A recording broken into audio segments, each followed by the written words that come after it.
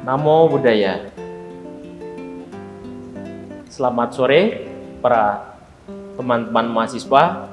Kali ini perkenalkan saya, nama saya Eko Supriyatno, dosen pengampu pendidikan agama Buddha. Nah, untuk kesempatan kali ini kita akan belajar bersama membahas tentang kitab suci agama Buddha. Nah, apakah teman-teman mahasiswa semuanya tahu tentang kitab suci agama Buddha? Apa namanya? Nah, selanjutnya kita akan menjawab beberapa hal berkaitan tentang kitab suci agama Buddha. Nah, adapun dalam pembelajaran ini ada yang harus dicapai untuk pembelajaran dalam perkuliahan mahasiswa. Pertama, mahasiswa memiliki keyakinan terhadap kitab suci.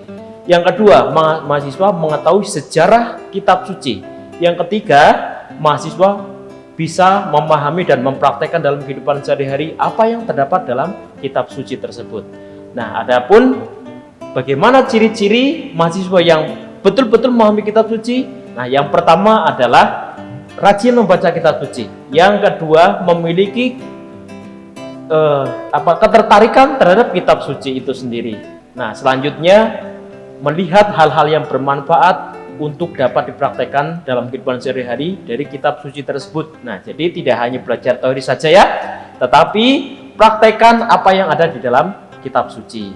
Nah, tadi sudah saya singgung sebentar, apa kitab suci dalam agama Buddha? Nah, dalam agama Buddha terdiri dari 3 bagian, maka disebut Tripitaka. Nah, mengapa disebut Tripitaka? Karena ada Sutta Pitaka. Nah, Sutta Pitaka berisi tentang ajaran. Vinaya Pitaka. Nah, Vinaya Pitaka berisi tentang aturan-aturan moral. Sedangkan Abhidhamma Pitaka berisi tentang hal-hal yang sifatnya metafisika.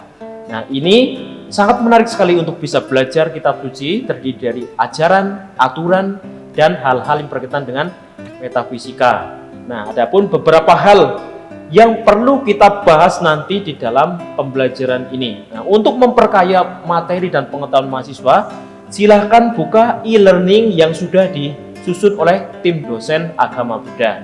Nah, untuk selanjutnya, mari berdiskusi. Nah, harus sebagai mahasiswa yang memiliki sifat intelektual, memiliki kecerdasan akademis, maka kita perlu diskusi. Apa yang perlu diskusikan? Nah, yang pertama, mengapa kita harus belajar kitab suci? Nah, kalau agama lain belajar kitab suci, kenapa agama Buddha tidak? Nah, maka kita harus berdiskusi mengapa perlunya untuk membaca kitab suci. Nah, terus keontentikan kitab suci. Apakah kitab suci itu benar dan bisa dipertanggungjawabkan kebenarannya? Itu yang perlu diselidiki oleh para mahasiswa. Nah, Anda perlu menginvestigasi apa yang terdapat dalam kitab suci. Selanjutnya, esensi itu sendiri dari Tripitaka, dari kitab suci itu sendiri. Nah, silakan berdiskusi. Selanjutnya, jika ada yang ingin ditanyakan atau hal-hal yang perlu diketahui, silakan klik chatting room untuk bisa berinteraksi dengan kami, tim para dosen.